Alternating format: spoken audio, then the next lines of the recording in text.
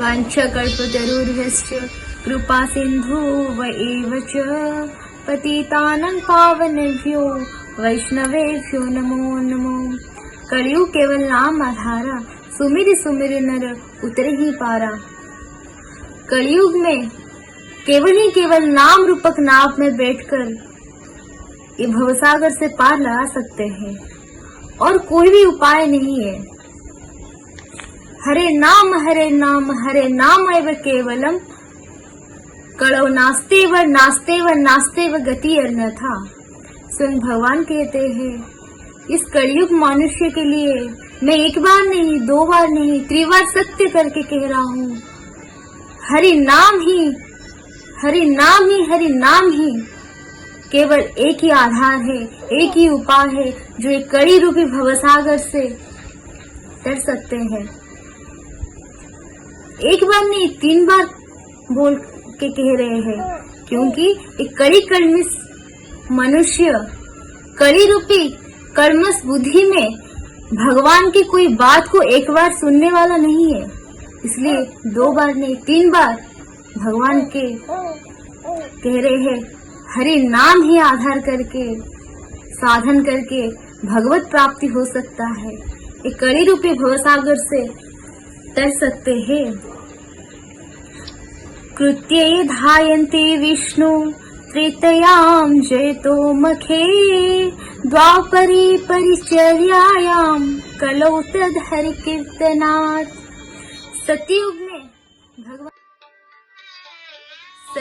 में भगवान प्राप्ति करने के लिए ध्यान की आवश्यकता था।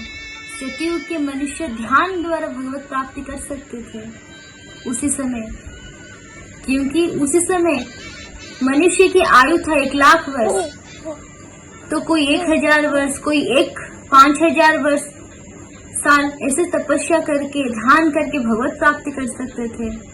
द्वापर युग में श्री विग्रह अर्चन पूजा के द्वारा भगवत प्राप्ति हो सकता था, क्योंकि उसी समय गाय की घी और दूध सुलभ था और भगवत अर्चन की जितनी सामग्री उपलब्ध था शुद्ध था, तो इसलिए भगवत अर्चन के द्वारा भगवत प्राप्ति हो सकता था।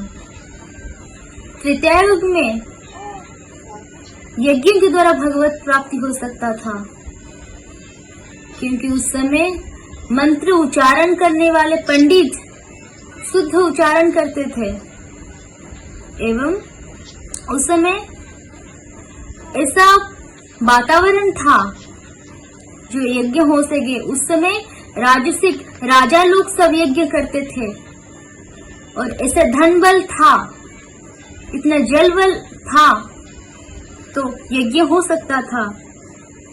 पर अभी जो समय चल रहा है कलयुग, इस समय ना एकता है, ना शुद्धता है, ना मनुष्य की आयु तो 1 साल है। 1 साल एवरेज 60 साल कोई जी पाता है, जिंदा रहता है 60 साल से ज्यादा। शोक रोग व्याधि से जीवन भरा हुआ है। अगर वातावरण भी ऐसा है, एक जगह पे अगर 2 घंटा कोई भी मनुष्य बैठ सकता नहीं है,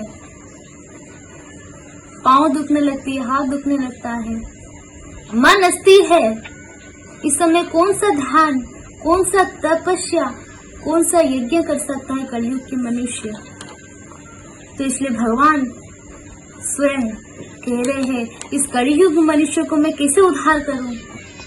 इसलिए बहुत सुंदर सरल सा मार्गदर्शन किया कि हरि नाम द्वारा ही भगवत प्राप्ति हो सकता है। अरे तू जहीं है वहीं तू रहे, जैसे परिस्थिति में रहे, जैसे वातावरण में रहे, शुद्ध रहे या अशुद्ध रहे, बस हरि नाम तू कर, बस इसमें से तेरी कलयुग का पार लगा सकते हैं। वेद रामायण च पुराण भारते तथा अद्या बन्ति च मध्य हरि सर्वत्र गायन्ते। ये जो हरि नाम की महिमा, ये जो हरि नाम का महिमा, ये मैं नहीं कह रहा हूँ, ये श्रीमद् भागवत में, रामायण में, वेद में, महाभारत में जितने पुराण है, सारी पुराण के आद्य में अंत में और शेष में बस हरि नाम की ही महिमा ही गाया जाता है। हरि नाम की ही महिमा वर्णन है, कलयुग ही नाम आधारा है। तो आप सब हरि नाम कीजिए, हरि नाम से ही भगवत प्राप्ति है। ऐसा कोई भी साधक नहीं जो बिना हरि नाम से भगवत प्राप्ति हुई।